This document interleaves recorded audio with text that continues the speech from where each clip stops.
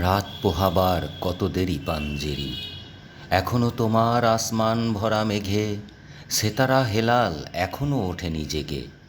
তুমি মাস তুলে আমি দ্বার টানি ভুলে, অসীম কুয়াশা জাগে শূন্যতা ঘেরি, রাত পোহাবার কত দেরি পাঞ্জেরি। কবি সৈয়দ ফররুখ আহমদ এর পাঞ্জেরি কবিতা পড়েনি বা আবৃত্তি শোনেনি এমন বাঙালি খুব একটা পাওয়া যাবে বলে মনে হয় না। হ্যাঁ দর্শক, আমি গোলাম কিবরিয়া, ইউটিউব চ্যানেল বিউটিফুল 2004 নিয়ে এখন আপনাদের সাথে আছি।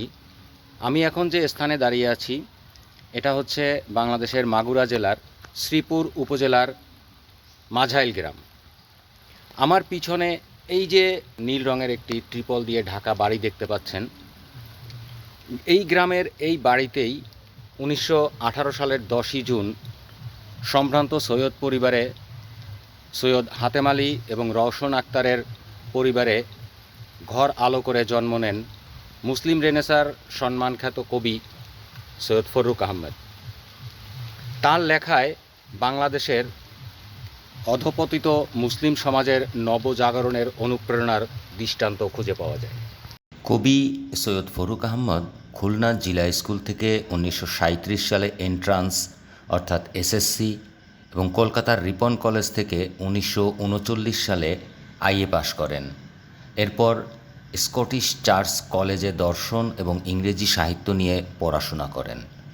বৈবাহিক জীবনে তিনি 11 সন্তানের জনক ছিলেন। কবি ফররুখ আহমদ 1943 সালে কলকাতায় আইজি প্রিজন অফিসে চাকুরির মধ্য দিয়ে তার কর্মজীবন শুরু করেন।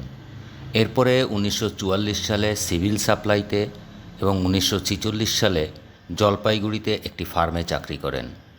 1945 সালে তিনি মাসিক মোহাম্মদী পত্রিকার ভারপ্রাপ্ত সম্পাদক হিসাবে দায়িত্ব পালন শুরু করেন এবং শেষ পর্যন্ত স্থায়ীভাবে চাকরি করেন ঢাকা বেতারে। দেশ বিভাগের পর 1948 সালে ফররুখ আহমদ কলকাতা থেকে ঢাকায় চলে এসে ঢাকা বেতারে যোগ দেন।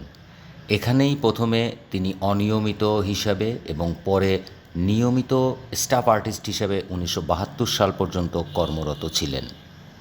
সাহিত্যাঙ্গনে তার বিশেষ অবদান হিসাবে সাত সাগরের মাঝি, সিরাজাম মুনিরা, নৌফেল হাতেম, এলান, হে বন্য স্বপ্নেরা, মুহূর্তের কবিতা, পাখির বাসা, হাতেম তাই, নয়া জামাত, কাফেলা, চিড়িয়াখানা, ফুলের জলসা ইত্যাদি গ্রন্থসমূহ উল্লেখযোগ্য।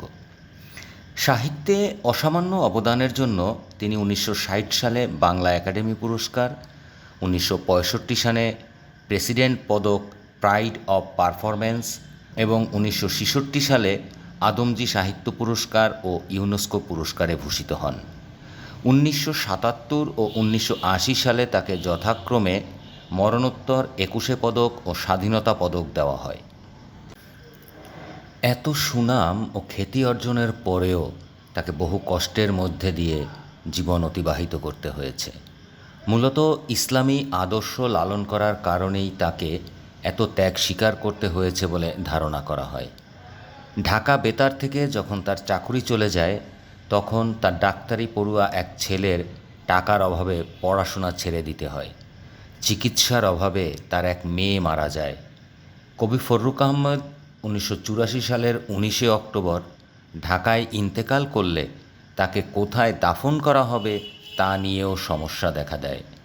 প্রখ্যাত সাংবাদিক আসাফুদ্দৌলা রেজাসহ অনেকেই সরকারিভাবে জায়গা পাওয়ার চেষ্টা করলেও কোনো জায়গা পাওয়া যায়নি।